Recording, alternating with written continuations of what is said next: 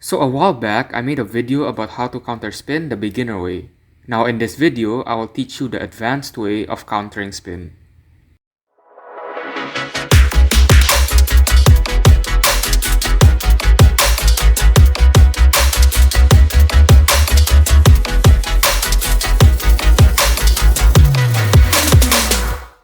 So what is the difference between the beginner and the advanced method of countering spin?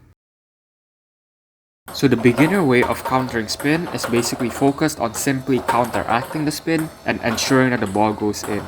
With the advanced method, we are not simply countering the spin, but also taking advantage of that opponent's spin in order to produce a heavy spin of our own.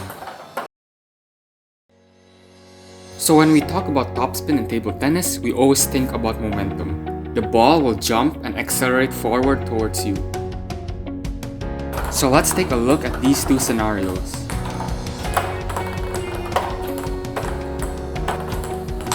We can see clearly that in the second scenario, the ball travels way faster. The standard block will have a closed angle of about 45 degrees. Now if we simply accelerate our arms, the ball will clearly fly out. There's just too much momentum.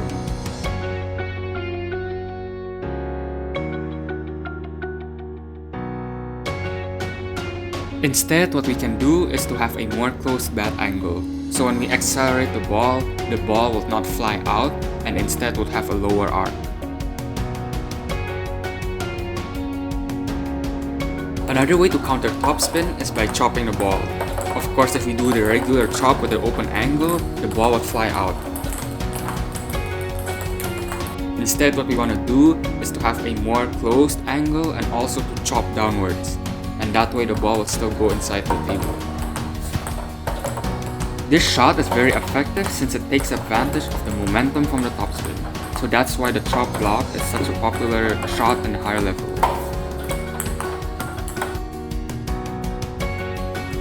Countering backspin is slightly more tricky since our first priority is to make sure that the ball does not drop into the net. In the beginner's method, we simply lift the ball up, but that's not very effective at the higher level. Instead, what we do is to use an open bat angle to swiftly brush underneath the ball, and that way the additional movement will mean that the ball will still go above the net with extra backspin. So the backspin can also be countered with topspin, but this is slightly more complicated and will be a topic for a future video.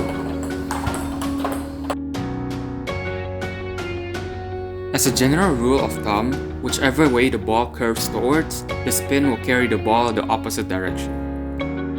So for example, if the ball curves towards your left, the ball will jump towards your right.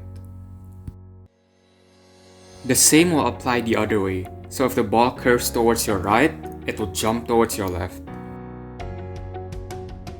There will be two major types of side spin, the side topspin and the side backspin.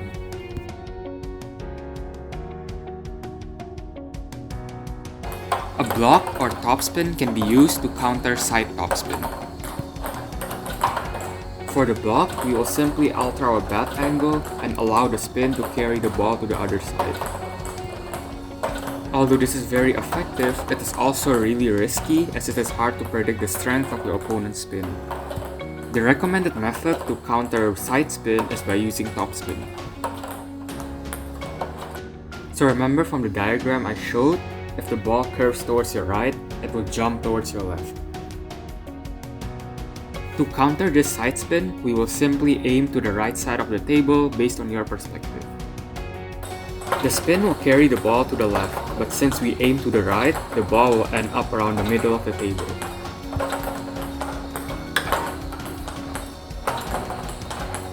With the other side spin, the ball will curve towards your left and will jump towards your right based on your perspective. And that way we will aim to the left side of the table. So here the spin will carry the ball to the right, but since we're aiming to the left, the ball will end up around the middle of the table.